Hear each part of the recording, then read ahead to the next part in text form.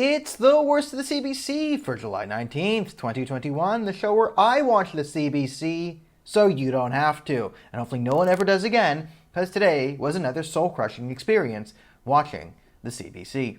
Every single story, except I watched an hour.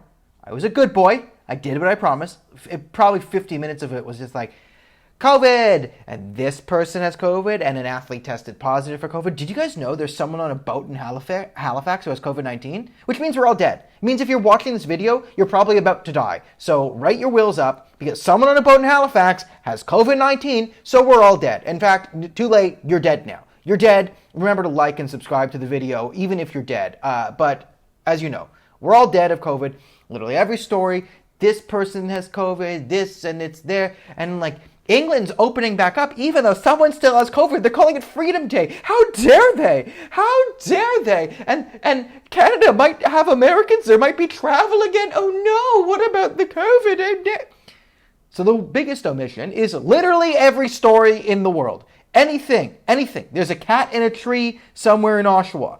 That was more newsworthy than 95% of what I watched today. There is a grandmother in friggin' Mississauga who just finished a crossword puzzle.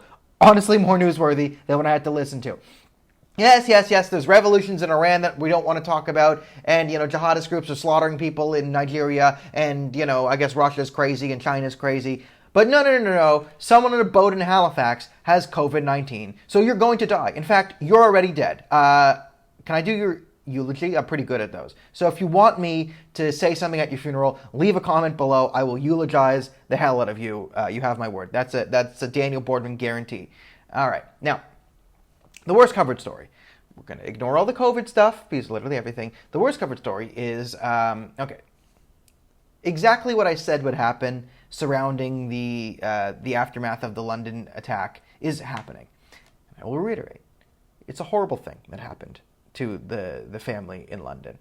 My big concern was, I want the family to have their funeral and to listen to the family, but I was worried, and this worry has come to fruition, that the Muslim Brotherhood front groups in the country would use this tragedy to start to push their narrative and their goals using the dead bodies of those family as a shield from criticism. And that is what we had today on the CBC, as Mustafa Farouk, who you might remember as my ex-lover who blocked me on Twitter after going on that tirade against me and then claiming he was hacked. He got up there, and now he is the head of the National Council of Canadian Muslims.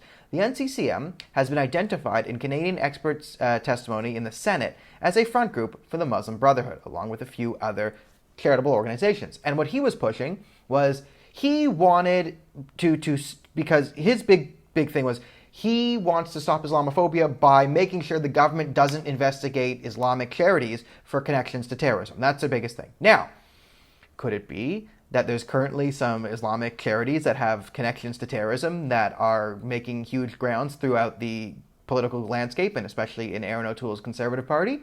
That's it. So the National Council of Canadian Muslims, formerly CARE-CAN, an unindicted co-conspirator in the Holy Land Foundation trial for terrorism funding.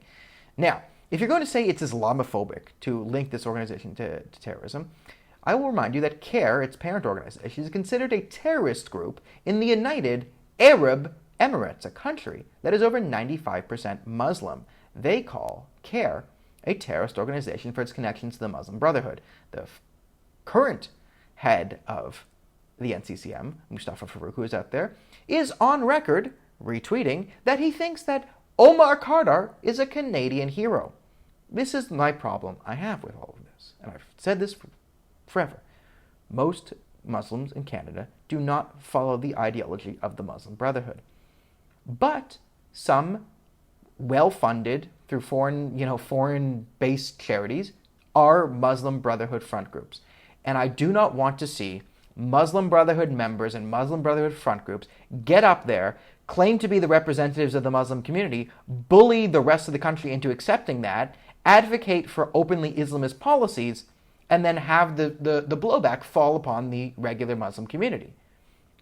Because I would like to say that I don't think Mustafa Farouk and the NCCM represent the views of the majority of Canadian Muslims. I mean, they've had to retract so much. I mean, the Muslim Brotherhood openly in their 1992 handbook, I believe, says their goal in North America is to infiltrate and destroy Western civilization through some sort of cultural jihad. Literally destroy our institutions from within. That's what they said. In this handbook, it identifies Jamal Badawi as one of their leaders in Dawa and partners. He was the original head of the NCCM. So I want to, make a better world for the Muslim community of London who had to go through that. And, the family deserves some peace. But can we not criticize the fact that openly, Muslim Brotherhood affiliated groups are latching on to the death of that family and pushing their agenda to basically saying, hey, any investigations into us, that's Islamophobic, right? For example, like Islamic Relief Canada and Islamic Relief Worldwide. The entire board of Islamic Relief Worldwide last year had to resign for open support of terrorism and anti-Semitism. So they were then replaced with a new board. Within a couple of weeks, they all had to resign too, for all of them supporting terrorism and anti-Semitism. Now, is this Islamophobia to say that maybe the head of your organization shouldn't publicly call for the death of Jews and call them apes and pigs? Is that too much to ask? Is it too much to ask? To say, maybe don't openly call for the death of other people, and maybe we won't call you extremists. But no, what the Muslim Brotherhood likes to do is like to insert themselves into everything, claim they are the representatives of the Muslim community, and bully anyone who doesn't agree. And then what are people supposed to think when they say, oh, who's representing the Muslim community in Canada? The guy who thinks Omar Carter is a Canadian hero? Is that what the Muslims think? I guarantee you most Muslims don't think that Canadian heroes go join Al-Qaeda and the Taliban, but Mustafa Farouk does.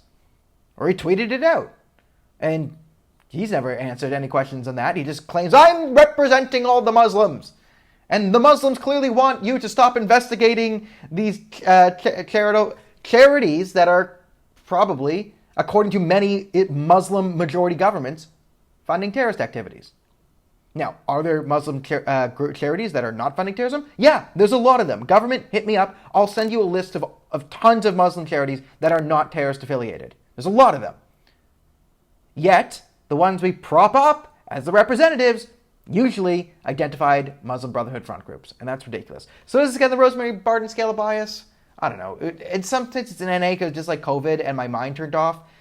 Just one story. It can get a 7. I guess it's a standard CBC 7 on the 10 of the Rosemary Barden scale of bias.